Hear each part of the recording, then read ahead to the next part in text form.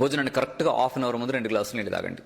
ఎందుకు తాగాలి? తక్కువ అన్నం తినడానికి కాదు, వెయిట్ లాస్ కాటానికి కాదు, ఇది అన్నం తక్కువ తిని బరువు తగ్గుతారేమో అని కాదు.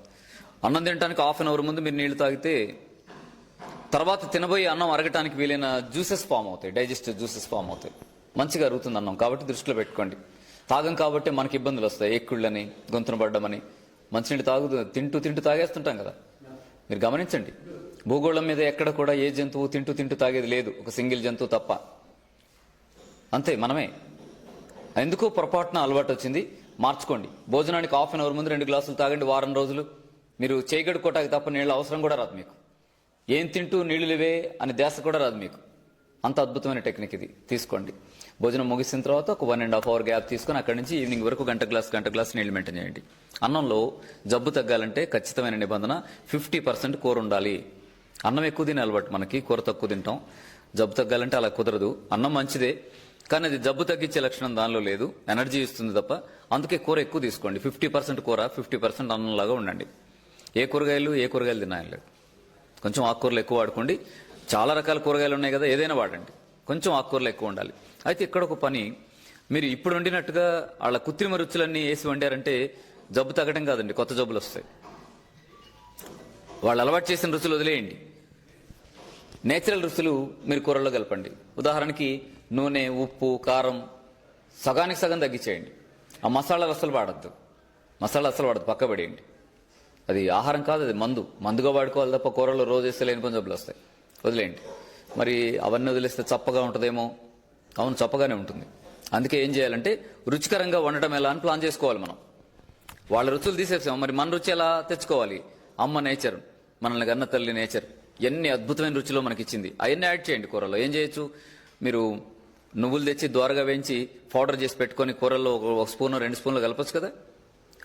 ఆయిల్ టేస్ట్ వస్తుంది, కాల్షియం అందుతుంది, మంచి గుమగుమలాడే వాసన ఉంటుంది, మంచి టేస్ట్ వస్తుంది. మినపప్పు దోరగా వేయించి పౌడర్ చేసి కూర వండేటప్పుడు 1 స్పూన్ వేయచ్చు కదా. వేరుశెనగ గుళ్ళు, పల్లీలు అంటాం కదా, వేయించి పౌడర్ చేసి మీరు 1 స్పూన్ 2 స్పూన్లు వేయండి.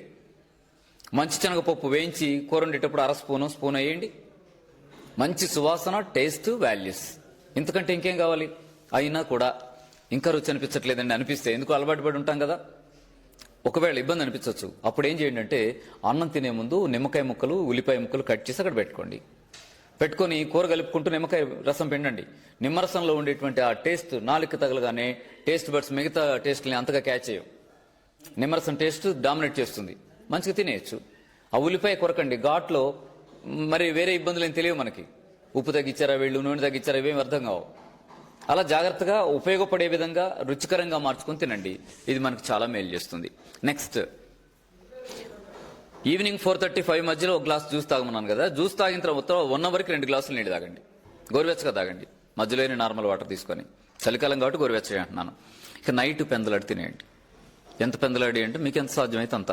ఒక్కొక్కళ్ళకి ఒక్కో టైం ఉంది. ఇప్పుడు వర్క్లో అందరికీ టైం పెట్టుకునే కండిషన్ మనకేం లేదు. కాబట్టి మామూలుగా అయితే 6-6:30 లోపు తింటే చాలా మంచిది. కానీ అసలు 6ంటికి ఆఫీసులో నుంచి వచ్చే పొజిషన్ లేని వాళ్ళు కూడా మనలో చాలా మంది ఉన్నాం. అందుకే ఏం చేయండి, 7:30 లోపు తింటాక ట్రై చేయండి. అంటే పనులన్నీ చూసుకొని ఇంటికి వద్దాం అనుకోకుండా, ఆఫీస్ డ్యూటీ అయిపోగానే ఇంటికి వచ్చి ఫ్రెష్ అయ్యి భోంచేసిన తర్వాత బయటకు వెళ్ళి మిగతా పనులన్నీ సరి చేసుకోండి. తేలిగ్గా ఉంటుంది కదా. మీరు ఒక 1 వీక్ ఈ ప్రయత్నం చేస్తే కూడా పెందలాడి తినటం వల్ల వచ్చే లాభం అంతా మీకు తెలిసిపోతుందండి. సాధారణమైన వ్యక్తులైతే లైట్ ఫుడ్ తీసుకోండి. జబ్బుతో ఉంటే, జబ్బు తగ్గాలంటే రాత్రి ఆహారం అంటే ఓన్లీ ఫ్రూట్స్. ఏ జబ్బున్నా సరే 100 జబ్బులు ఉన్నాయి కదా, ఈ జబ్బు ఆ జబ్బు ఏం లేదు. ఏ జబ్బున్నా హాయిగా పళ్ళ నిండా పళ్ళు పెట్టుకోండి, పొట్ట నిండా తినేయండి. జబ్బు తగ్గకపోతే అడగండి. జబ్బు తగ్గాలంటే